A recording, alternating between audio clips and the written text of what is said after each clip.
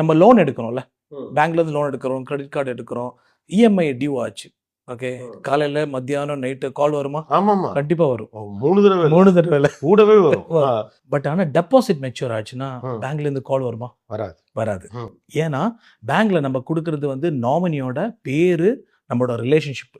பேங்க்ல யாருமே வந்து நம்ம நாமினியோட கான்டாக்ட் நம்பரோ இமெயில் ஐடியோ வாங்குறது இல்ல. இது என்ன சிஸ்டம் இது? இதெல்லாம் வந்து சரியாக செய்யப்படலையா இல்ல திட்டமிட்டே அப்படிதான் செய்யப்பட்டிருக்கா? எனக்கே தெரிஞ்சு ஆர்பிஐ ஆர்பிஐயோட ஃபார்ம்லயே வந்து நாமினேஷன் ஃபார்ம்லயே வந்து நீங்க பாத்தீங்கன்னா நேமு, ரிலேஷன்ஷிப்பு அவ்வளோ டீட்டெயில்ஸ் தான் இருக்கு. அவ்வளவுதான் இருக்கு. நான் கேட்குறேன், ஏன் இமெயில் ஐடி கான்டாக்ட் நம்பர் ஏன் வைக்கிறது இல்லை? நானும் அதான் கேட்குறேன். இப்போ நாமினியே என்னன்னா, இப்போ நான் இருக்கிறேன், எனக்கு ஏதோ ஒன்று ஆகி போச்சு, என்னோட நாமினிக்கு அது போய் சேர்ந்துங்கிறதுக்காக தான் நான் நாமினி பேர் போடுறேன். ஆமாம், அப்போ அவங்கள பேங்க்கு கான்டாக்ட் பண்ணாது. அப்போ உங்க பணம் புது நியூ ஜென் பேங்க்ல கொஞ்சம் பேர் அதை ப்ராக்டிஸா பண்றாங்க.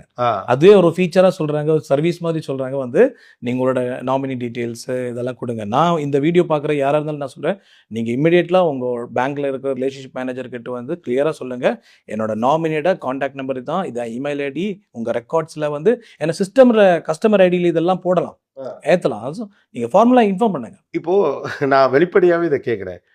இது வந்து ஒன்றும் இல்லை, 2 காலம் ஆட் பண்ணுறது தான். சரியா? என்னோட சர்வீஸ் எப்படி இருந்துச்சுன்னு டிக் பண்ணுன்னு சொல்லி ஒரு 10 வரி கொடுக்கக்கூடிய வங்கிகள், நிறுவனங்கள் இதை சேர்க்க முடியாதா என்ன?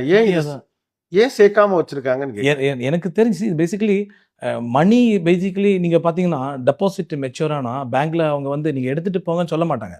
அவங்களுக்கு அடுத்த பிளான் இருக்கும் ரினியூவல் பண்ணுறதுக்கு. ஏன்னா தட் இஸ் அ பேங்கிங் சிஸ்டம்னா. இதுவே வந்து ரோல் பண்ணி இருக்கனால கவர்மெண்ட்டுக்கே தெரிஞ்சு 10 வருஷத்துக்கு மேலே வைக்காதீங்க, எங்களுக்கு திருப்பி கொடுத்துருங்க.